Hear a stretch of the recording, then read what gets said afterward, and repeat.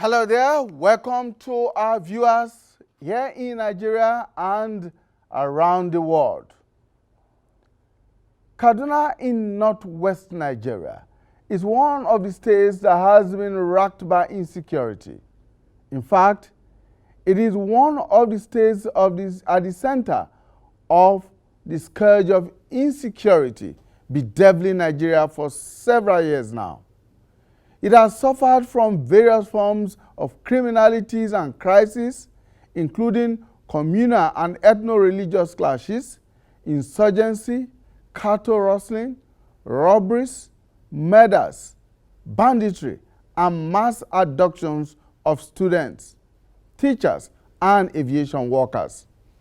No one and nowhere appears to be safe in the state.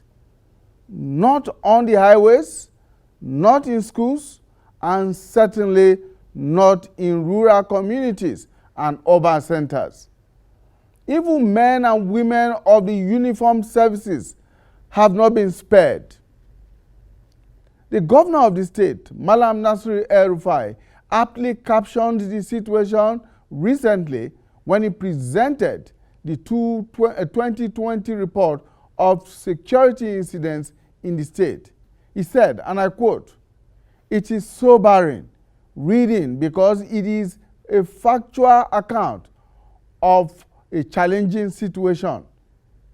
It reflects the pains of individuals, families, and communities buffeted by the brutal antics of criminals and outlaws."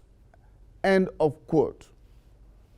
The 2020 report, which contains only official and recorded statistics, says a total of 1,972 persons were kidnapped or abducted, while 937 were killed between January and December 2020.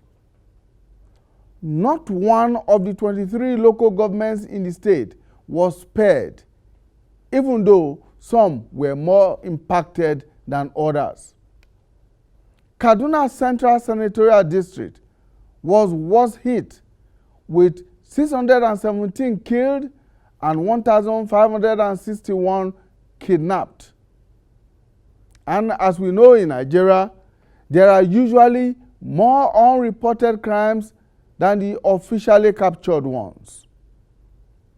Some analysts have posited that Kaduna has been hit hard by these security challenges because of the tough stance of the state governor against negotiating with paying ransom or granting amnesty to criminals.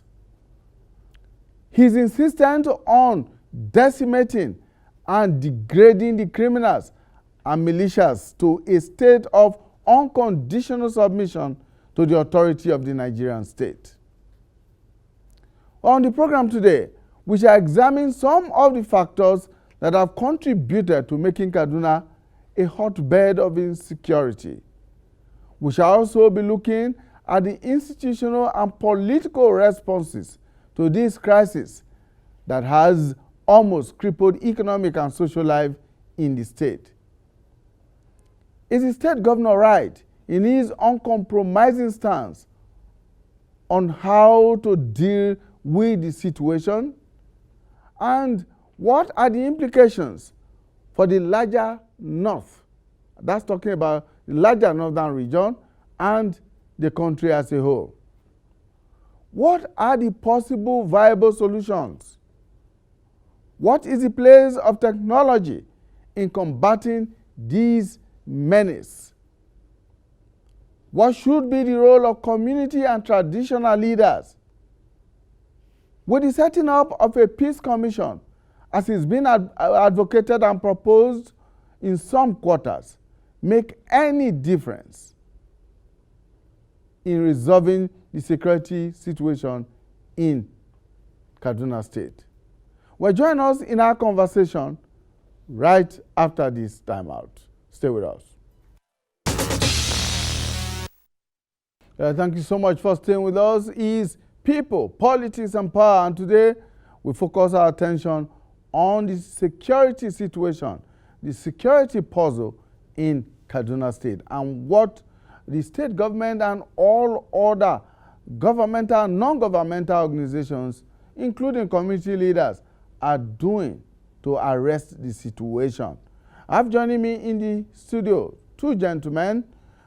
First is Emmanuel Ado. Emmanuel Ado is a media consultant and a public affairs analyst. Emmanuel Ado, thank you so much for joining us. Thank you for having me. Also joining us is a man who has been here before.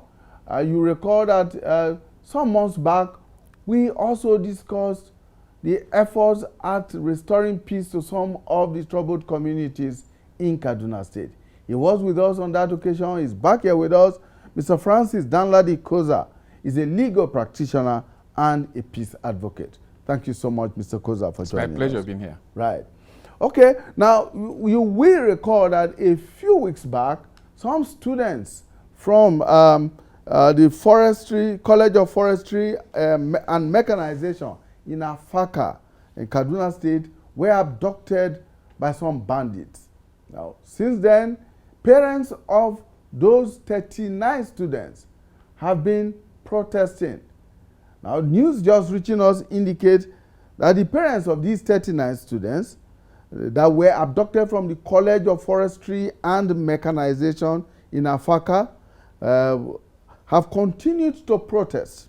Even this morning, they are still protesting, and they are demanding the release of their children.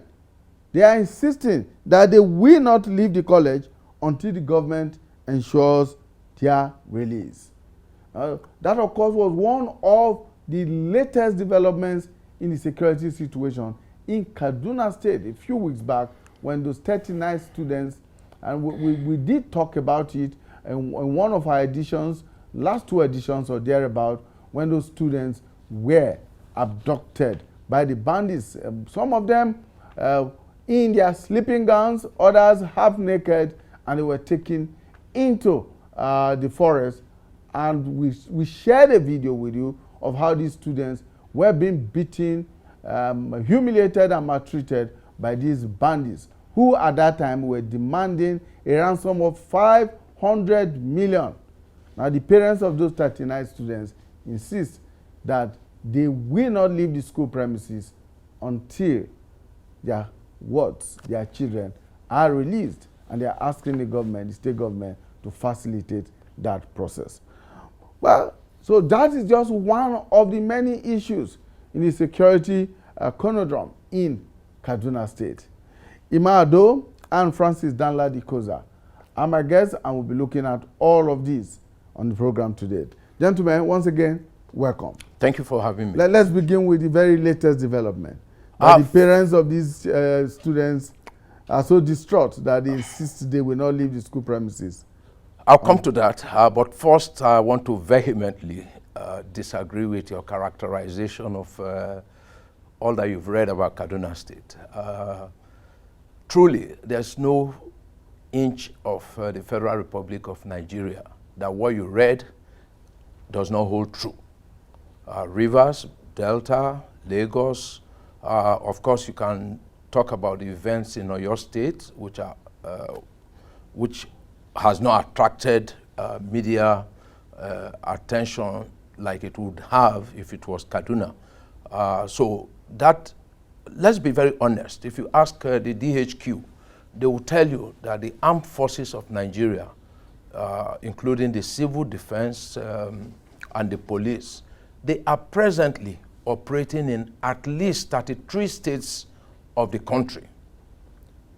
33 states. I'm not talking of Operation Lafia of Borno State, the epic center, yes. Lafia Dole of Borno State. I'm talking other states, Operation Safe Haven in Plateau, which also covers part of Kaduna State, and several other states. Zamfara, everywhere. Yes. So whatever, let's not play the ostrich, thinking this problem of insecurity is about Kaduna State. No, obviously that's not what okay, good. We said here. So we are only saying that it is one of the states that is, seriously impacted. Okay, I have no problem with that, but it's good to make that point that Nigeria, as it stands today, every inch of our Federal Republic of Nigeria is under one form of criminal attack or another.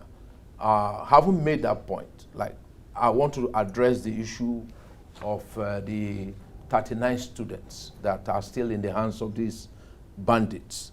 You must agree that the Kaduna State governor has been up and doing. If it's initiatives, if it's the commitment, whatever it is that it will take. And I think Nigerians must also remember that governors are in reality chief security officers in name. Mark, and I am sure you have read the Constitution of the Federal Republic of Nigeria, and you know for a fact that there's no governor that can order a commissioner of police to do X, Y, Z. Be that as it may, Governor Nasir El-Rufai, yes, glorified chief security officer of Kaduna State, who cannot direct even a constable, but he cannot tell that to these parents, for instance, that you've talked about. So he's gone out of his way.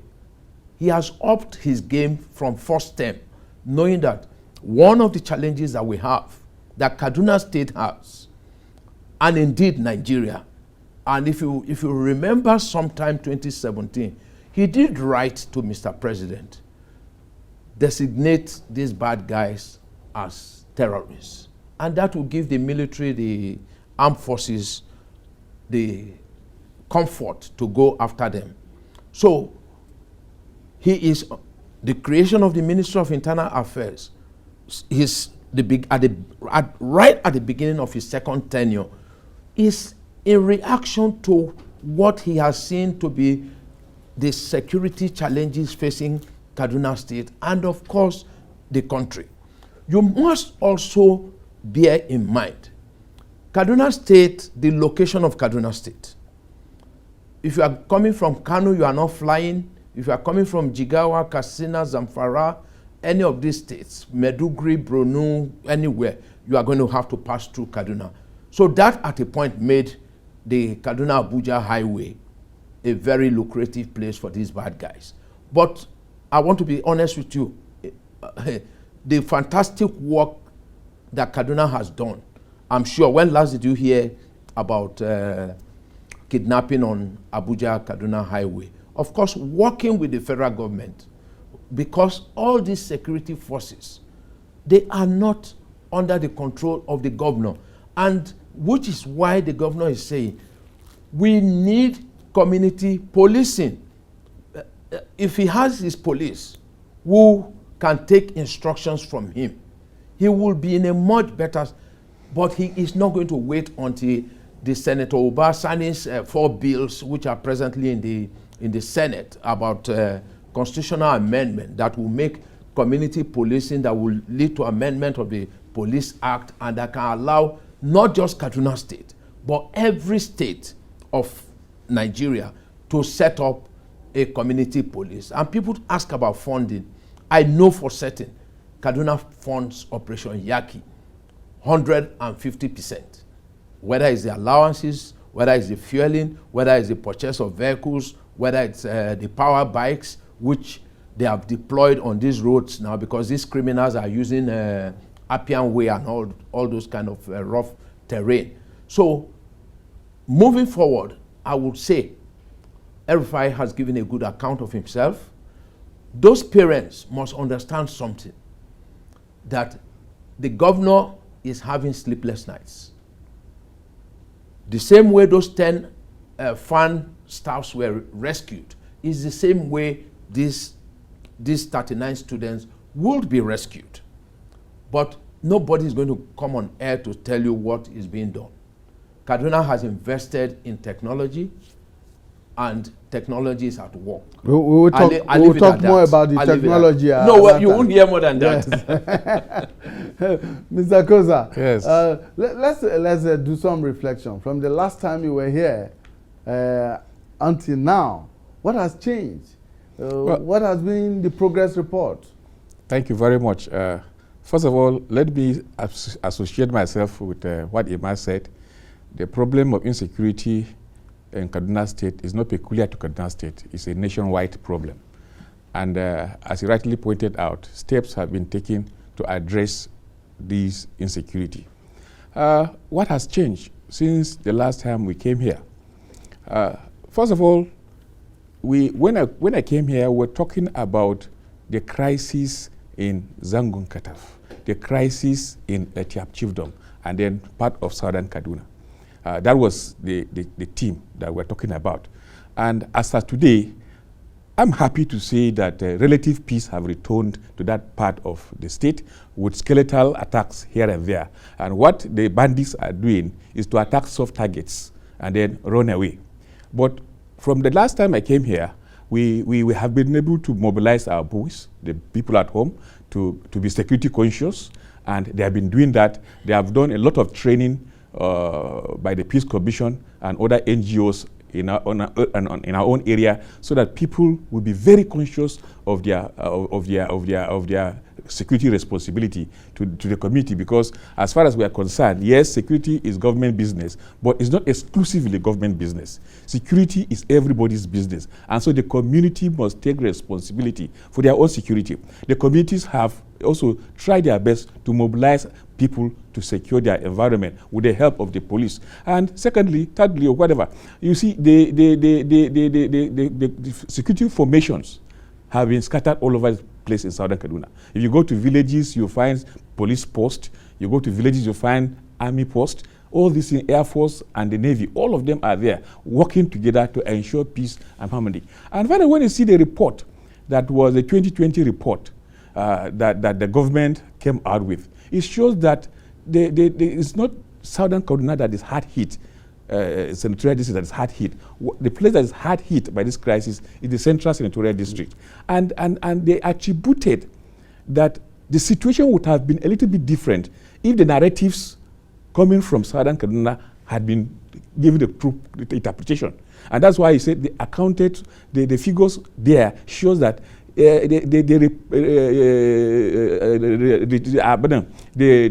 attacks is also coupled with the fact that people try to retaliate, to revenge, and so on and so on. And that heightened, that increased the number of casualties in the area. So if it were exclusively a case of banditry, kidnapping, and so on and so forth, I believe that the figures in that part of the state would have been far a little bit lower than they actually record. And so it's a lesson for us. It's a lesson for us to look, let us stop about these reprisal killings, let us stop about this, all these things, and then face the common enemy, who is the bandit, who is the criminal that comes in to destroy, that comes in to kill. Whether you are an indigenous court, wherever you are, whether you are Christian, Muslim, pagan, and so on and so forth. Let us identify the common enemy, who is the kidnapper, the bandit, and face him squarely. And then not the people that lives with us peacefully. The bandit does not discriminate between the Christian or the Muslim, the Christian or whoever, or any group. There. Yes, it just attacks. Because and so the philosophy of the bandit is to steal and destroy. Yeah, he's our common enemy. He's our common enemy, and we should attack him as such. And I hope that consciousness is growing amongst people. Because I need to ask, Kaduna State was perhaps the first state in Nigeria to set up the Ministry of Internal Security and Home Affairs. Yeah. Now, how much has that impacted on building this consciousness that we're talking about? You know, whether it's revenue figures of Kaduna State government, when El-Rufai came in, that was 12 billion, and today they are doing about 50 billion. Even last year, in spite of COVID-19 pandemic and the challenges.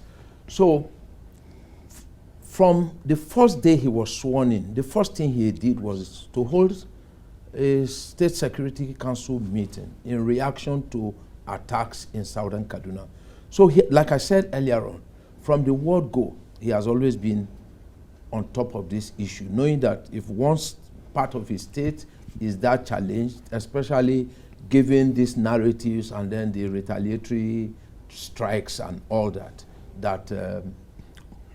it's good to give it everything. So the creation of that ministry was a master stroke to look at what has happened 2015, 2019 and say, okay, moving forward, what were the lapses?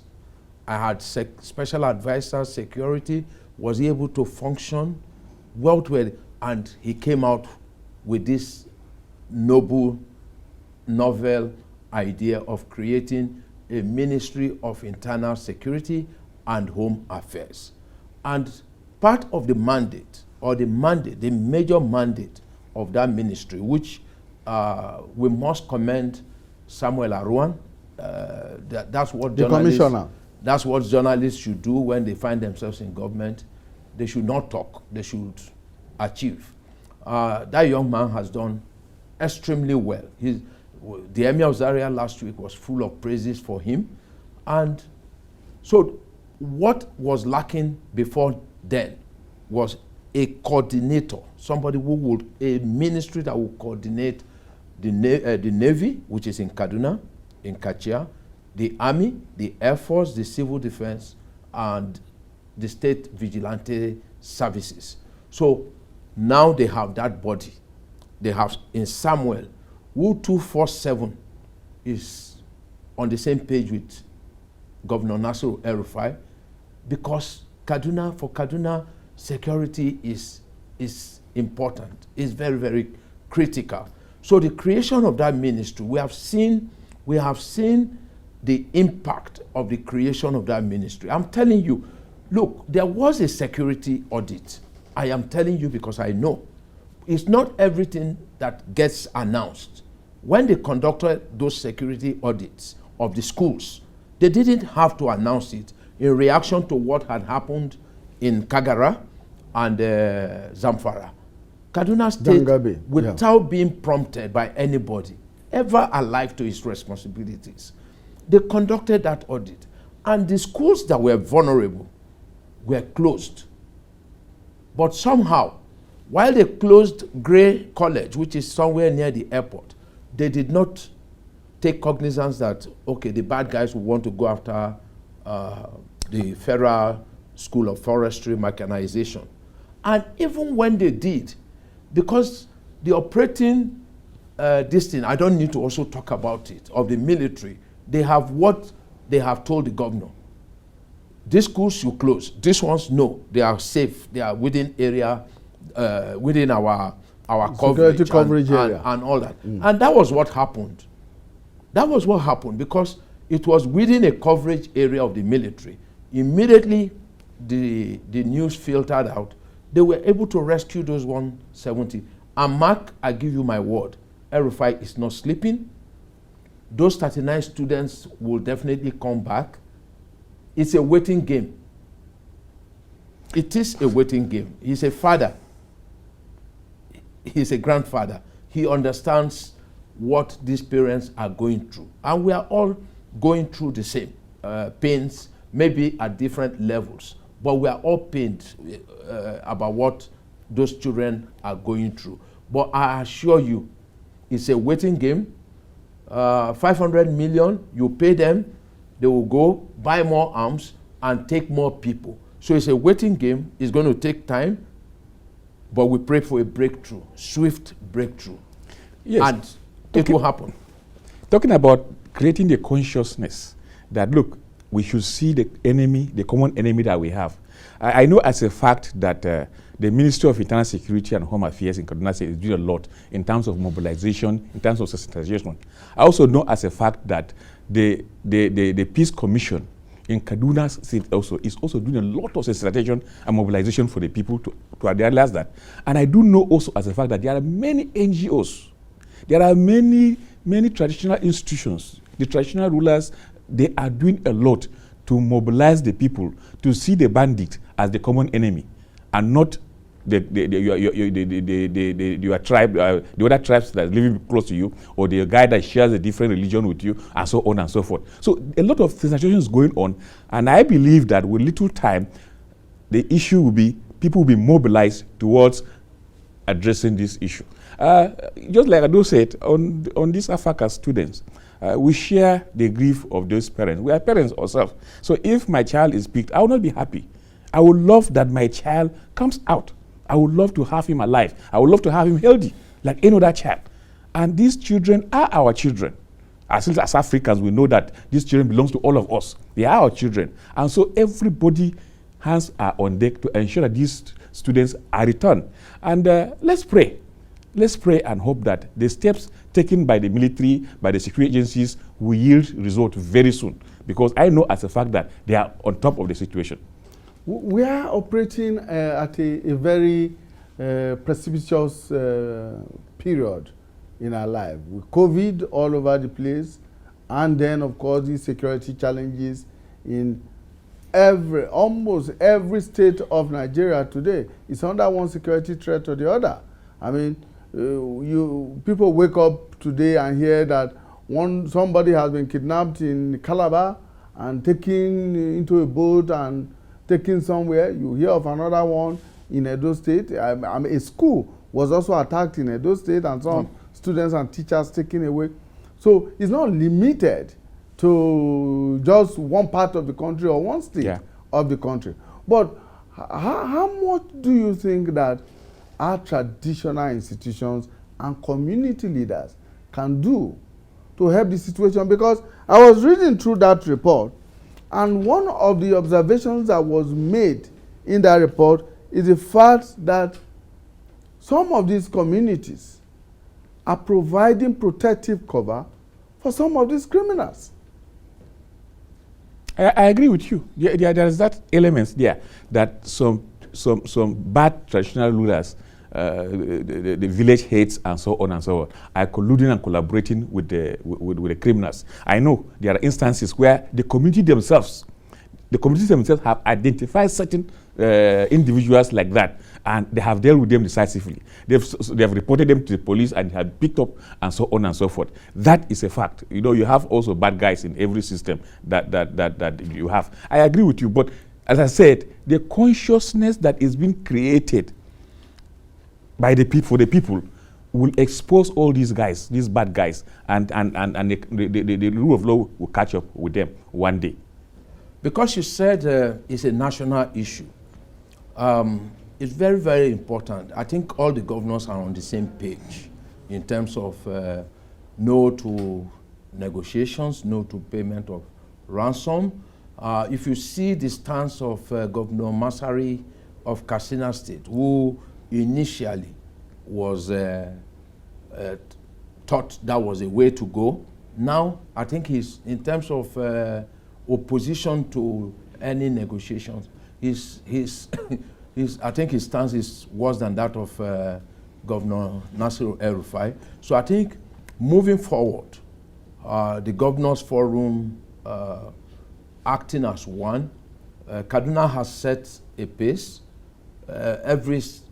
In preparation, I am very hopeful the 4 bills by Senator Obasani on the constitutional amendment that would make state policing, community policing possible will sail through. So Kaduna State now, with Ministry of Internal Security, is already steps ahead of other states. And we need other states to work. Like the governor also said, if you read his speech, working with Niger, you know this vast forest between Niger to Zamfara. So if Kaduna acts in isolation, the criminals take refuge in Niger. If Niger acts in isolation, they come back to Kaduna, they go to Katsina, they go to Zamfara. So coordinating those states in Northwest and in North Central, Niger State, I think El-Rufai has spoken highly of Governor Bello being on the same page with him, and they've been coordinating. But we need Kaduna, Katsina, Zamfara to work, to be on the same page. And like I was saying earlier on, other states should, they have their peer group review mechanism. They should set up ministries of internal security.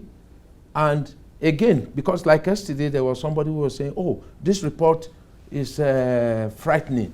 It's not. It's accountability. What El-Rufai has done with this report is to account. It's not celebratory. It's not celebratory at all. It's to account to the people of Kaduna State, to account to Nigerians, to who have also been misled by certain narratives about the scope, the dimension, like you've seen now, Mark, that Kaduna Central, Kaduna North, Kaduna South, Igabi, Birnin-Gwari, Giwa, they are the worst hit local governments. So hopefully when somebody comes tomorrow screaming genocide, I'm sure, Mark, you'll be able to say, this is an official report. And I tell you, when this report was presented, the Emir of Zaria was there, the Agwatiap was there, and he spoke, and he said this report is credible. That's a man that I hope when next the federal government is conferring awards, that the federal government will look in the direction of Sir Dominic Gambo Yahya and confer an award on him. Because what he has done, you are not hearing so many crises from Southern Kaduna again. And then the killer, which is always what makes the situation terrible, is the retaliatory killings. When one person is killed, it's assumed he was killed by somebody from this place, there's retaliation, and then cross-retaliation and all that. By taking the bulls by the horn, and that August 20 declaration that every Nigerian citizen, because these are also part of the challenges that we have, every Nigerian citizen has a right to settle in Atiap land, to own properties, to do whatever, of course, within the limits of the law.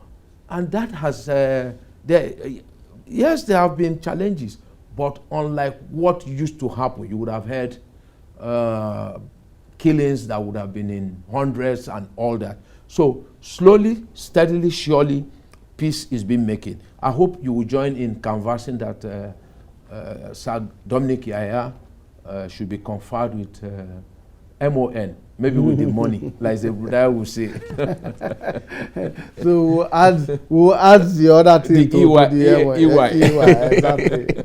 Mr. Kosa, yes. What do you think is responsible for or the factor that could have aggravated the upsurge in the kidnappings, the abductions, that has resulted in the figures we are seeing from the Central Senatorial District? Thank you very much. You see, those figures that we see generally across Kaduna State shows that the crisis in Kaduna is not ethnic, that the crisis is not religious.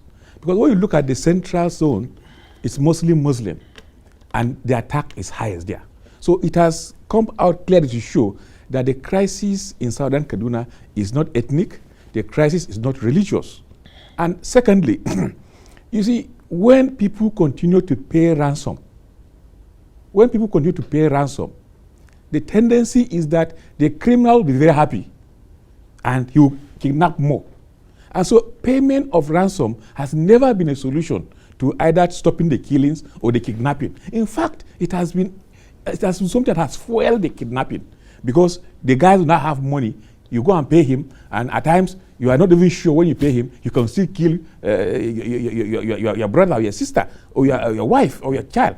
And so payment of ransom has not really helped solve the problem. It has indeed aggravated the kidnapping. It has supported the kidnapping. It has supported the killing. It's an industry. And so with this, I feel strongly that as difficult as it will be when a brother, a sister, a friend, a brother is kidnapped, that you just sit down and look, as difficult as that decision will be, but it is the right decision that should be taken. That, look, let us collectively, as Nigerians, irrespective of where you are raised from, if somebody is kidnapped, don't pay ransom. I think the Catholic Church has done that. They are saying that kidnap any priest, we're not going to pay you ransom. And so if we do that, then the business, the industry will die down naturally. But as long as we continue to pay ransom, we are increasing the tempo, because these guys are cheap money they will get. You just pick somebody and keep him somewhere, and you give them money, they will either release the person or they will kill the person, and then you left hanging. And the decision is very difficult, I know, because when a brother is kidnapped, you have that challenge. But I think it is something that Nigerians should brace up to and face it. All right, let's take a short break. When we return, we'll be looking at the modus operandi of these criminals, of these bandits, of these outlaws in society. At least let's look at how they have been operating in some of the states in Nigeria and what the security agencies can and should actually do to nip this in the bud. Stay with us. Thank you so much for staying with us. People, politics, and power. Ima, let's look at the modus operandi of these bandits. You just described it as a business enterprise. Lucrative. Very lucrative one at that. We know for some of the places that what happens is that those who carry out the abductions are actually simply foot soldiers who then sell those they abduct to some other people, and there's a long chain of merchants along the line, you know, which sometimes makes it difficult to even know who to discuss with, to negotiate with, or to pay ransom to.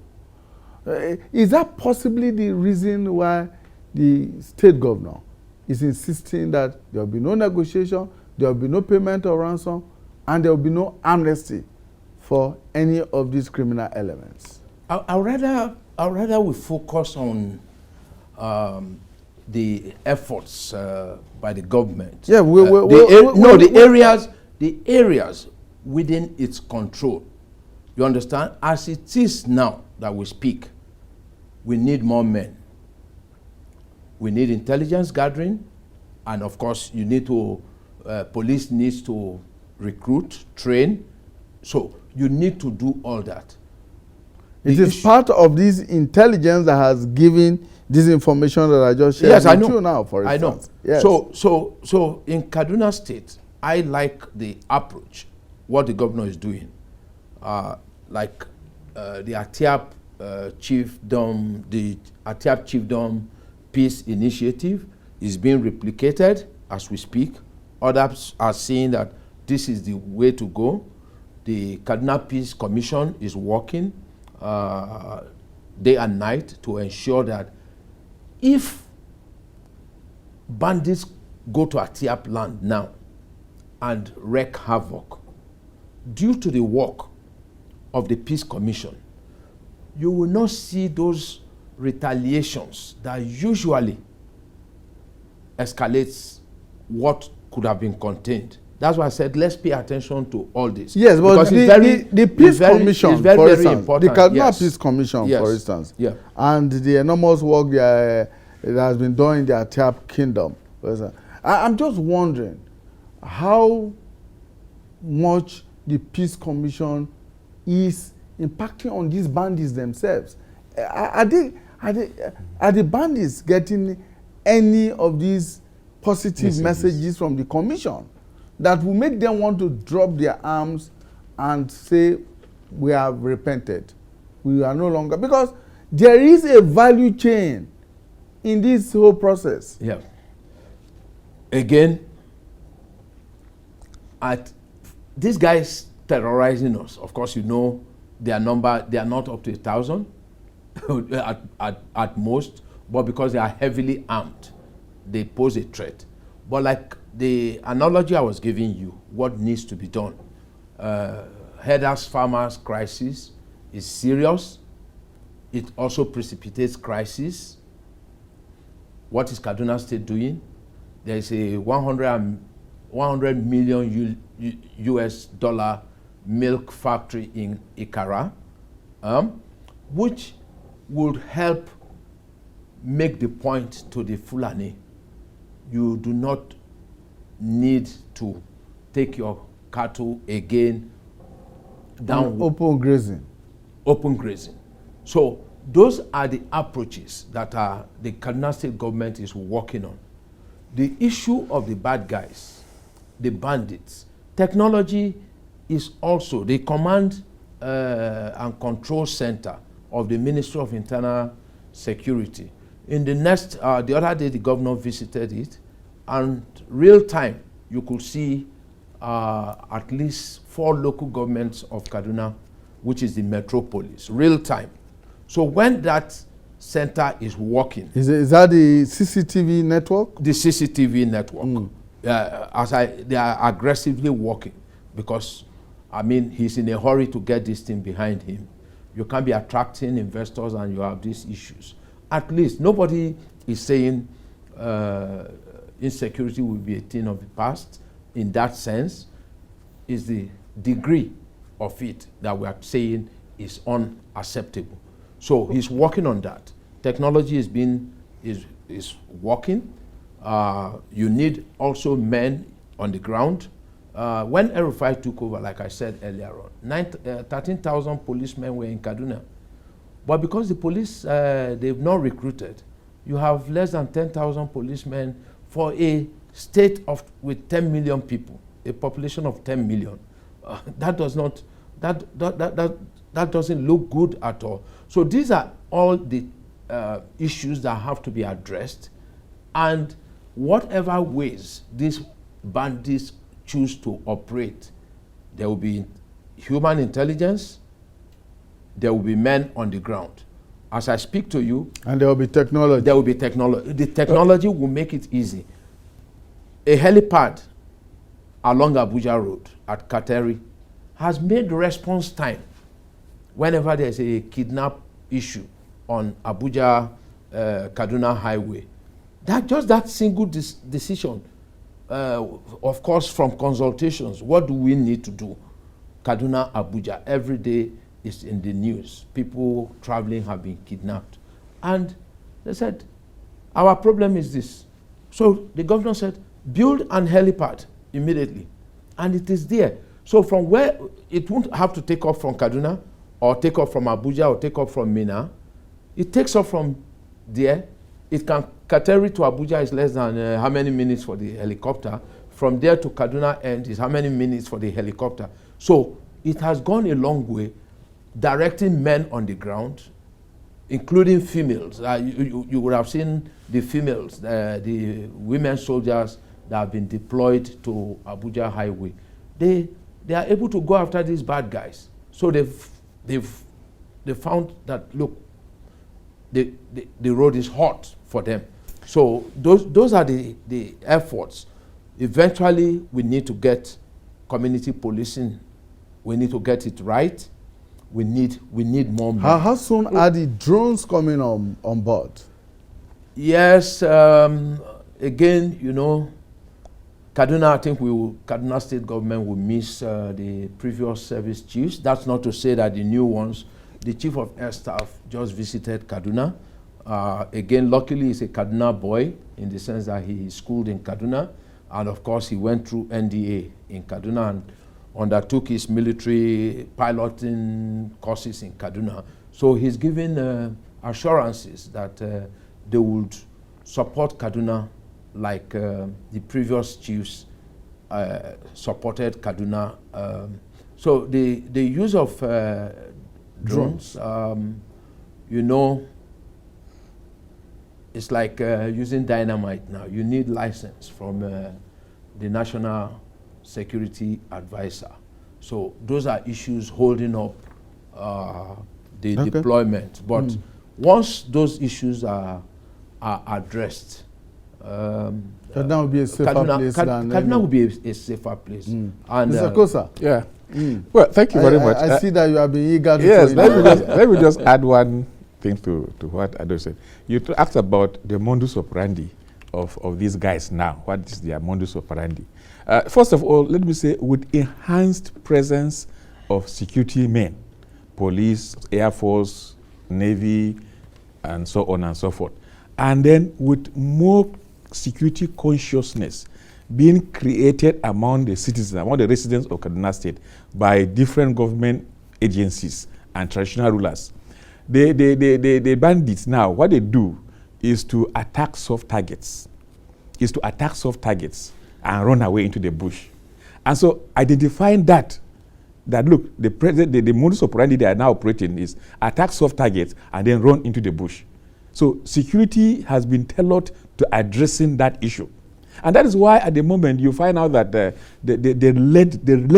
rate of even the casualties, the rate of the attack have reduced, and the number of casualties have also reduced. Why? Because of the activities of the security agencies, the activities of people, citizens of Kaduna State in those areas where their soft targets are. And I think with time, things will normalize in Kaduna State. Of course, the governor has been a very strong advocate of state police. Yeah. As Ima said, there is a bill to amend the portions of the Constitution along that line. But pending when that happens, and it could take a while. Yeah, it could take a while. What are the other steps that could be taken to put more boots on the ground? Yes, you see, at the moment, every village, at least I can talk about every village in a Tiap chiefdom. We have mobilized the youth to mount security guards in their very localities, and they do shift duties. Some people will be there from 7 p.m. to around 12. They'll go and sleep. The other will take from 12 to the following morning around 6 o'clock, and they have equipped these youths with simple things, whistles, and what have you. And they tell you that if you see anything, any strange movement, blow your whistle, and before you know it, the whole community will be blowing their whistles, and then it will attract the attention of the security agencies and so on and so forth. I know as a fact that they have provided phone to all these villages and say, look, these are telephones. If anything happens, use this line, call this number, and inform them. And so people have been mobilized into ensuring that they protect their community and they alert the necessary agencies of government about any impending security outburst in the area. So these are things that have been done, and these are things that have contributed to the relative peace that we are enjoying in the state. Ima, the economic impact of this situation is of course something that cannot be hidden. But how is the state and how are the people dealing with it? Well, Kaduna State government official policy, no to negotiations, no to payment of ransom, and no to amnesty. Now, I'll tell you something interesting that happened at the enlarged security meeting. People were full of commendation for the governor, for the steps he had taken, and they gave him a mandate. We agree with your assessment. Vulnerable schools, yes, fine, close them. The ones that are vulnerable, close them. The ones that are not, and the security can cover them. So, it's well, I won't want to say certain things on air, but what you can be rest assured is that Kaduna is on the path, and with this report, which is a novel report by any subnational and even the federal government, I would ask you again. Two things I'm asking you now. Dominic Yaya, who the chief of ATIAP, an advocate, practical peace advocate, deserves a national honor.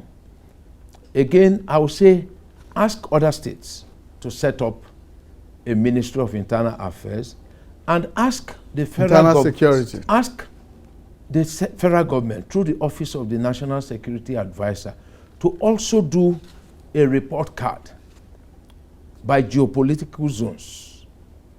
Nigeria should be able to do what El-Rufai has done, so that we look at ourselves. You know the good thing about the Kaduna report? is the fact that it's going to help the state move forward, united. And when Danjuma Allah came on screen by Zoom during the presentation of this report and said, the security challenges are not limited to Kaduna, it is national. That was an eloquent statement. I wish Danjuma Allah had made this statement not in 2021, but had made this in 2015. That would have helped a lot in terms of the narratives. And Kaduna will be marching on united. So I think part of the objective of this report has been achieved in the sense that the people of Kaduna are now united.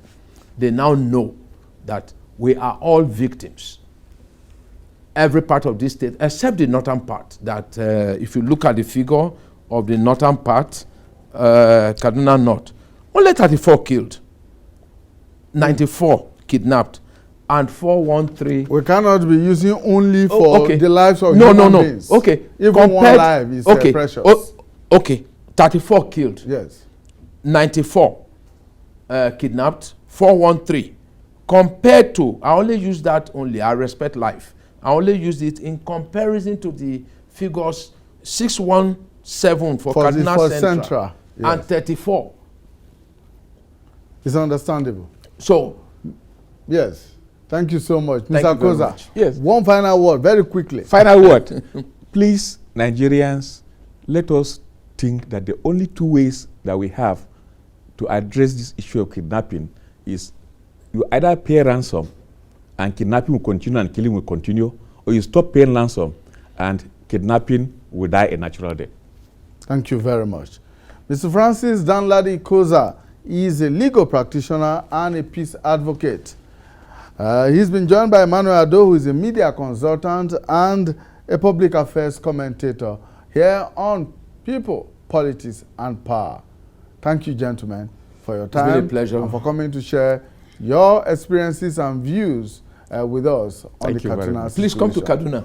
Yes. I'll host you. Invite me and I'll be there. You have an open invitation. Definitely. All right, that's our program for today. Thank you so much for investing your time with us. We look forward to being with you again. We'll bring you a fresh edition of the program. Bye for now.